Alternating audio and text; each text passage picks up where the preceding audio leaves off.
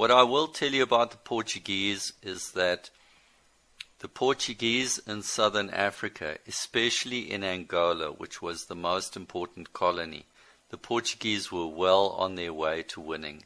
In Angola, the Portuguese had defeated the blacks by 1974. They'd totally smashed the blacks. In fact, 1974 was the high time for the whites of southern Africa. In 1974, Rhodesia had smashed all the different blacks who'd been invading Rhodesia.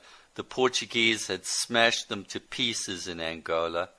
In Mozambique, it was a stalemate. But all in all, 1974 was the high tide of white rule in southern Africa. It was the time when the whites were at their peak.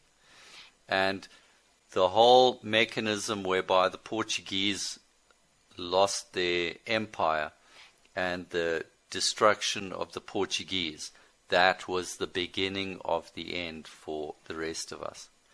And one thing I will stress about all the whites of southern Africa is that the whites of southern Africa did not lose in warfare. We did not lose economically. In fact, all the countries of southern Africa, even during the war, were actually increasing their GDP. And the only thing that whites lost at in southern Africa was politics. Politics is the big fuck over. It's just like what happened to the Germans and the Italians and everybody else. Politics is the big fuck over.